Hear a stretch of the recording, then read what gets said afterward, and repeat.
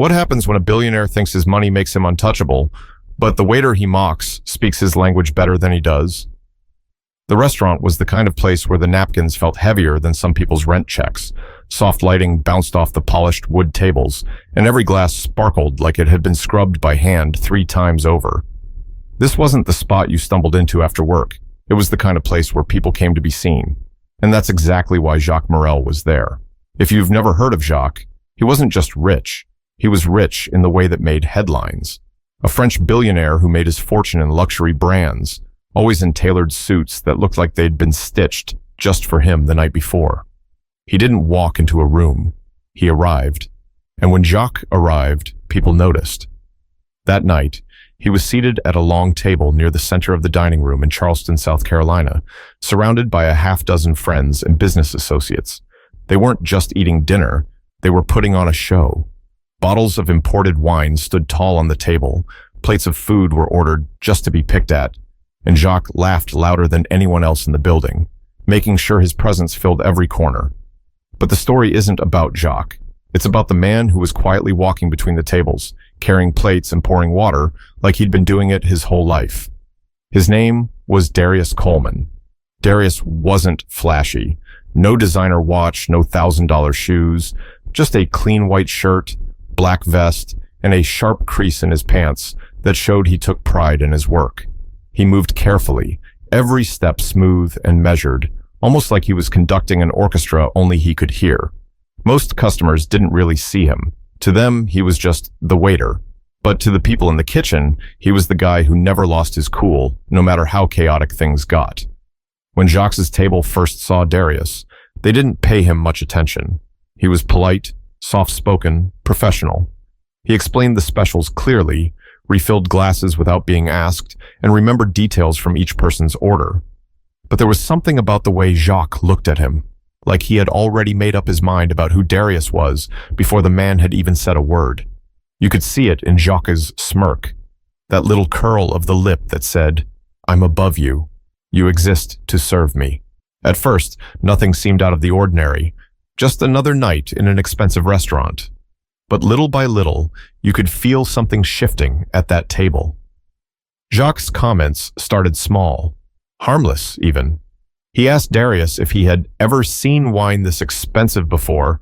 He teased him about pronouncing the French names on the menu. The others chuckled politely, not sure whether to laugh or stay quiet. And with every comment, the room leaned in a little closer, waiting to see how far Jacques would take it, and how long Darius would endure it. But no one at that table had the faintest idea that the man they were mocking had a reply waiting that would silence every laugh in the room. From the start, Jacques made it clear he was the star of the night. He leaned back in his chair, gold watch flashing under the light, and spoke with the kind of confidence that made every sentence sound like it belonged on the cover of a magazine. He told stories about private jets, about racing cars in Monaco, about a penthouse in Paris where the chandeliers cost more than most people's homes. The people around him, business partners, a couple of friends, and a woman in a red dress who barely touched her food, laughed at all the right times. Some of it was genuine, most of it was forced. When you sat at Jacques Morel's table, you laughed when he laughed. Meanwhile, Darius kept doing his job, quiet, efficient, unshaken. He poured wine without spilling a drop, cleared plates as smoothly as if he'd been born with a tray in his hand. His voice stayed calm, even when Jacques started talking over him mid-sentence. What most people didn't know, and Jacques definitely didn't bother to ask, was that Darius had a life outside these 4 walls. He wasn't just the waiter. He was a father to a little girl named Maya. He was studying part-time at the College of Charleston, and before he ever set foot in a restaurant, he'd spent years teaching English abroad. But Jacques didn't see any of that. To Jacques, Darius was invisible, a background character, someone to make sure his glass never went empty. The first real jab came when Jacques waved Darius over with 2 fingers, the way you'd call a dog. He held up the wine list and said, "Do you even understand these names, mon ami? Or do you just pretend?" There was laughter at the table, nervous, quick, like the kind you let out because silence would feel too heavy. Darius smiled politely, as he always did, and answered, "I understand them, sir. Would you like me to recommend a bottle?" Jacques raised his eyebrows, amused. Recommend? You? No, no, no. You bring me the Bordeaux. 2010. If you can find it. The way he said it, like Darius might not even know where to look, stung more than the words themselves. Still, Darius nodded, turned, and walked toward the cellar. The woman in red leaned toward Jacques and whispered, "Why are you teasing him?" Jacques grinned, swirling his glass. "Because it's fun. Look at him, so serious, so, how do you say, provincial." The others chuckled again, some louder than others. One man shifted uncomfortably in his seat, but he didn't speak up. Nobody challenged Jacques. Not here. When Darius returned, he carried the bottle with both hands, presenting it carefully like it was something sacred. He described it smoothly, noting the flavors, the year, even the vineyard's history. His words were sharp, precise. If anyone at the table had been listening closely, they would have realized he knew exactly what he was talking about. But Jacques didn't care about the wine. He cared about the game. He wanted to poke, to push, to see if this quiet man would snap. So he leaned forward, eyes narrowing, and said, "Tell me, monsieur, do you speak any French, or do you just fake the accent when you read the label?" The table laughed louder this time. Jacques had turned the spotlight fully on Darius now, and everyone was watching. Darius stood there for a second, silent, holding the corkscrew in one hand. His expression didn't change. No anger, no embarrassment, just patience. The kind of patience that made Jacques uneasy for the briefest moment. Then Darius popped the cork, poured with a steady hand, and gave the smallest smile. But Jacques wasn't finished. He was only just warming up, and the room could feel it. By the time the entrees arrived, Jacques had already made it his personal mission to chip away at Darius. The rest of the restaurant was filled with its own conversations. Silverware clinking, waiters weaving between tables, laughter from people enjoying their night. But at Jacques' table, every sound carried a sharp edge. When Darius placed a perfectly seared filet in front of one of the guests, Jacques smirked. "Careful with that plate, garçon. It might be heavier than you can handle."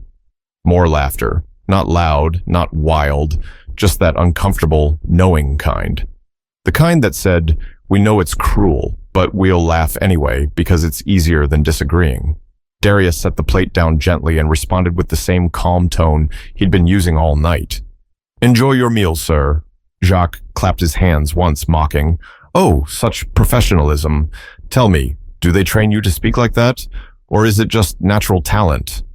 "Both," Darius said, not missing a beat. He collected an empty basket from the corner of the table. "Excuse me, I'll bring more bread." As he walked away, Jacques leaned across the table toward his companions, lowering his voice just enough to be smug.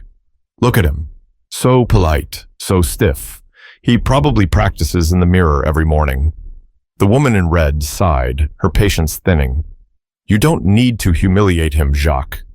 Jacques shrugged. "It's a game. He works here. He can handle it." The man sitting 2 seats down, a quiet figure in a gray suit, cleared his throat, but didn't speak up. He glanced at Darius as he returned with the bread basket, a flicker of sympathy in his eyes. But just like the others, he stayed silent. When Darius leaned in to place the bread on the table, Jacques caught his wrist, not roughly, but firmly enough to make the moment awkward. "Tell me something, garçon," Jacques said, his accent thickening as though he was performing. "Do you even know what chateau means, or do you just memorize these words?" Darius calmly removed his wrist and replied, "Yes, sir, chateau means castle." Jacques leaned back, feigning shock. "Oh, he knows one word. Bravo." He clapped slowly, and the table joined in with awkward applause. A couple at a nearby table turned their heads, sensing the tension. Jacques noticed and smirked, raising his glass toward them like this was all entertainment. Darius didn't flinch. He didn't roll his eyes, didn't sigh, didn't even show irritation. He simply adjusted the placement of a fork on the table and said, "Would you like me to recommend a dessert after your meal, sir?" Jacques chuckled, shaking his head. "Dessert? I haven't even finished my fun with you yet." For a moment, the laughter softened. Even Jacques' companions seemed to realize he was pushing too far. But Jacques thrived on that edge. He leaned forward again, lowering his voice so only the table could hear. "You know, you remind me of the boys back home in Lyon. Always serving, always smiling, thinking they are clever. But at the end of the night, they are still the ones cleaning plates while men like me drink champagne." The words cut through the air sharper than any knife on the table. Darius didn't answer. He just stood there, eyes steady, shoulders squared. The silence lasted a beat too long. Long enough for everyone at the table to realize that Jacques wasn't joking anymore. He was making it personal. Jacques broke the silence with a laugh. Come now, garçon. Don't look so serious. It's only words. You're not upset, are you? Darius tilted his head slightly. I don't get upset easily, sir. Something about the tone, steady, measured, almost rehearsed, irked Jacques. It wasn't submission. It wasn't defeat. It was restraint. And restraint, to a man like Jacques, felt like defiance. He raised his glass again, flashing his teeth in a smile that didn't reach his eyes. Then I'll make you upset. The others shifted uncomfortably, glancing around the room as if hoping the conversation would end. But deep down, they knew Jacques wasn't going to stop. But what they didn't know was that the man standing so calmly in front of them had been waiting, patiently, for the right moment to respond. And when he did, none of them would laugh again. By the time the main courses were half finished, the tension at Jacques' table was thick enough that even nearby diners felt it. The laughter had turned brittle. It wasn't joy anymore. It was obligation, a defense mechanism. People laughed because not laughing would mean admitting they were uncomfortable. Darius moved between tables with the same grace as always, but Jacques' eyes followed him like a hawk waiting for its prey to make the wrong move. And eventually, Jacques decided to strike again. Garçon! He barked, snapping his fingers. Come, stand here. The sound echoed in the room, sharp and humiliating. A few people at nearby tables looked up. Jacques smirked at the attention, as if he were the star of a comedy routine. Darius walked over, calm as ever, and stopped at the edge of the table. Yes, sir? Jacques tilted his head. Tell me, do you know why French food is the best in the world? Darius hesitated for a fraction of a second before answering, because of the tradition, the history, and the care given to every detail. Jacques burst out laughing, loud and theatrical. No, because it cannot be cooked by people like you. The table gasped, then laughed nervously, covering their mouths. The cruelty of the comment landed hard, but Jacques carried on, fueled by the spotlight he'd created for himself. You serve it, yes. You carry it. But you could never understand it. Not really. You don't have the, how do you say, refinement. For the first time, a flicker of something, anger, maybe sadness, moved across Darius's face. It was gone almost instantly, replaced with the same steady calm, but Jacques had noticed, and sensing weakness, he pressed harder. Tell me, Jacques continued, swirling his wine, did they train you here to smile so politely, or is it natural? Maybe it is part of the uniform, no? Darius placed both hands lightly on the table, leaning in just enough to show he wasn't going to shrink away. I smile because it makes the evening easier for everyone, sir. Jacques chuckled. Ah, so you admit it. It is all a mask. The woman in red finally set her fork down with a sharp clink. Enough, Jacques. He turned to her, eyebrows raised. Enough. But we are only having fun. Look at him. He can take it. He turned back to Darius. Tell me, garçon, do you ever think about being more than this? Or is this already too much for you? Darius's eyes didn't waver. His voice was steady. Everyone starts somewhere, sir. It was a simple sentence, but it landed differently than the others. A few at the table looked down at their plates, shame flickering across their faces. Jacques didn't like it. He didn't like the idea that this man he was mocking could sound so composed, so intelligent. So he leaned back in his chair and delivered the line that tipped the room over the edge. You may wear the suit, garçon, but you will never be anything more than the help. Remember that. The laughter this time was quieter. Even his closest companions hesitated. It wasn't funny anymore. It was cruel. Darius stood still, his face unreadable. His silence pressed down on the table heavier than any insult Jacques had thrown. And for the first time that night, Jacques felt something unusual, an uneasiness he couldn't name. Because behind that silence, behind that steady gaze, there was something Jacques didn't understand. Darius straightened, adjusted his vest, and gave a small, polite nod. Then, with perfect timing, he said, May I offer you another bottle of wine, sir? The composure was unshakable. It rattled Jacques more than an angry outburst ever could. The gray-suited man at the table leaned forward, finally speaking. Jacques, maybe let it go. But Jacques waved him off. No, no. I want to hear him speak again. Go on, garçon. Tell me something in French, if you know any at all. The table leaned in, waiting, and Darius, calm as ever, opened his mouth. But what came out wasn't the broken attempt Jacques expected. It was the kind of French that would silence the entire room. For a moment, Darius just stood there, the corkscrew still in his hand, the room humming softly in the background. Jacques leaned back, grinning like a man certain he'd already won. Then Darius spoke. Monsieur Morel, he began, his voice smooth, rolling with the rhythm of a Parisian boulevard. Vous semblez croire que votre argent vous donne le droit de manquer de respect aux autres. Mais ce que vous ne comprenez pas, c'est que la vraie élégance ne se trouve pas dans ce que l'on possède, mais dans la manière dont on traite les gens. The table froze. The words spilled out in flawless French. Not a stumble, not a hesitation. Elegant, précise, more polished than Jacques himself. At first, Jacques laughed, thinking it was some kind of trick, but the look on his companions' faces told him the truth. This wasn't a gimmick. This man, the waiter he had mocked for nearly an hour, was speaking better French than half the people at the billionaire's own boardroom table. The woman in red's mouth fell open. The man in the gray suit raised his eyebrows in disbelief. And the others? They weren't laughing anymore. They were stunned into silence. Darius continued, his tone calm but cutting with every word. Vous parlez de raffinement, monsieur, mais vous confondez l'arrogance avec la classe. Un homme véritablement raffiné ne cherche pas à humilier les autres pour s'élever. Il n'a pas besoin de rabaisser parce qu'il est déjà assuré de sa valeur. It wasn't just the words.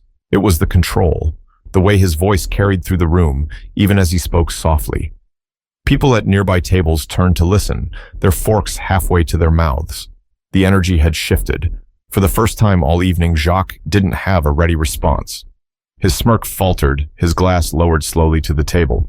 Darius gave the smallest, most professional smile. Then he leaned closer and added in French, quieter, so only the table could hear. Et si vous voulez un conseil, monsieur, rappelez-vous que même le roi a besoin de son serviteur.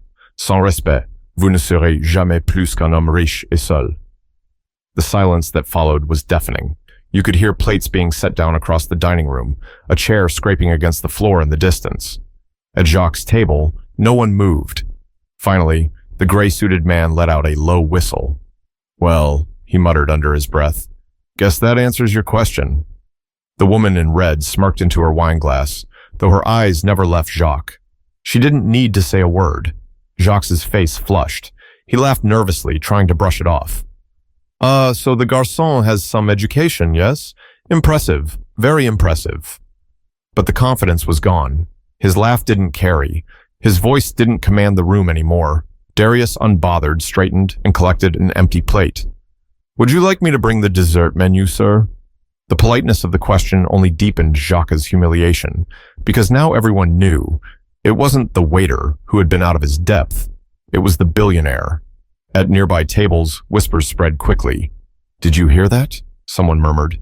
The waiter he spoke better French than the French guy. A small chuckle rippled through the restaurant, this time not at Darius's expense, but at Jacques'. The balance of power had shifted completely. But the night wasn't over yet. Jacques wasn't used to being embarrassed, and in his world, when someone challenged him, he always found a way to strike back. For the first time that evening, Jacques sat in silence. His usual armor, confidence, bravado, the smug smile, was cracked wide open. The air at the table felt heavier now, as if everyone was waiting to see how he'd salvage his pride. He cleared his throat, forcing a laugh. Well, seems our garçon has hidden talents. Bravo! A performance, eh? We should applaud. But no one clapped, not even his closest companions. The woman in red stared at him like she was finally seeing him clearly, not the glittering image he liked to project. The man in the gray suit shook his head, muttering, You really brought this on yourself. Jacques picked up his glass again, but his hand trembled slightly, the wine rippling against the rim. He tried to smile, but it looked forced. You see, this is why I love America, always full of surprises. Darius, unfazed, continued working. He collected plates with the same quiet dignity, as though the moment had meant nothing to him. But the way the rest of the room watched him, admiration in their eyes, told a different story. He wasn't invisible anymore. He was the man who had just put Jacques Morel in his place. Still, Jacques wasn't ready to surrender. Billionaires like him didn't back down. He leaned forward, his voice lower, sharper. So you speak French. Good for you.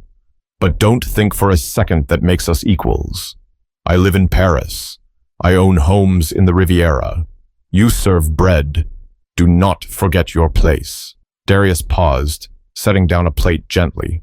He looked Jacques directly in the eye, and for once, Jacques was the one who looked away first.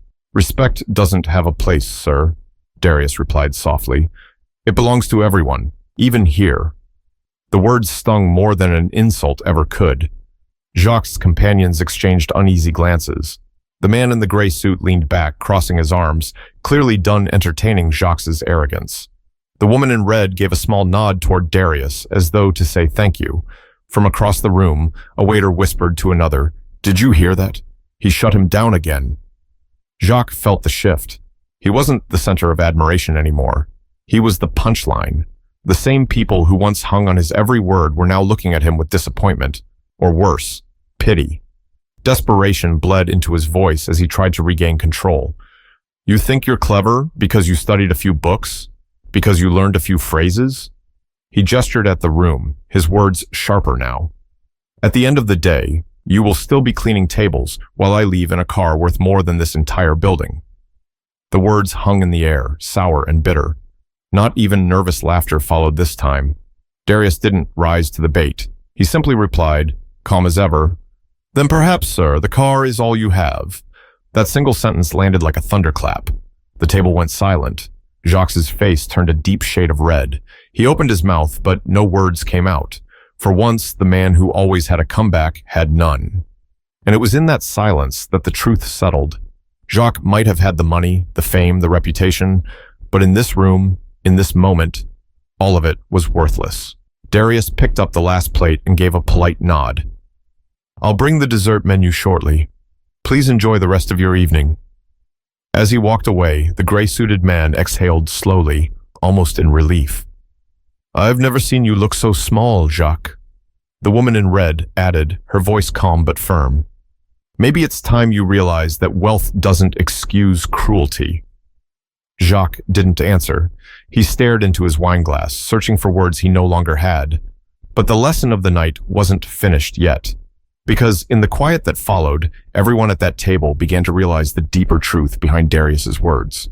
The dessert menus never came, not because Darius forgot, but because no one at the table had an appetite anymore. The energy had shifted so completely that even the thought of food felt out of place. Jacques sat hunched in his chair, his earlier bravado drained away. He wasn't used to silence. He was used to commanding it, bending it to his will. But now the silence bent him. Across the table, the woman in red broke it first. Her voice was steady, almost gentle. "You humiliated him, Jacques. But you're the only one who ended up humiliated." The man in the gray suit nodded. "All that money, all that pride, and a waiter just taught you more about dignity than you've probably learned in your entire life." Jacques said nothing. He swirled the last of his wine, staring into it as though the glass might rescue him from what had just happened. Darius, meanwhile, continued his work as though it were any other night. He wiped a table, checked on another party, and carried himself with the same quiet grace he'd had since the beginning. If anything, he seemed lighter now, like speaking his truth had taken a weight off his shoulders. But here's what most people didn't know. Darius hadn't spoken French just to embarrass Jacques. He had lived in France for years, teaching, studying, learning. He had sat in the cafes of Lyon, walked the streets of Paris, and understood the culture Jacques claimed to represent. For Darius, language wasn't about showing off. It was about connection, respect, and remembering that knowledge is a gift no one can take away. As Jacques' table finally stood to leave, the woman in red paused. She turned to Darius, gave him a small nod, and said softly, "Merci." Darius returned the nod, his smile genuine. "De rien, madame." Jacques walked out last. His head was lower than when he came in, and though he still carried himself with the posture of a man used to being admired, his steps were heavier. The whispers that followed him weren't about his wealth anymore.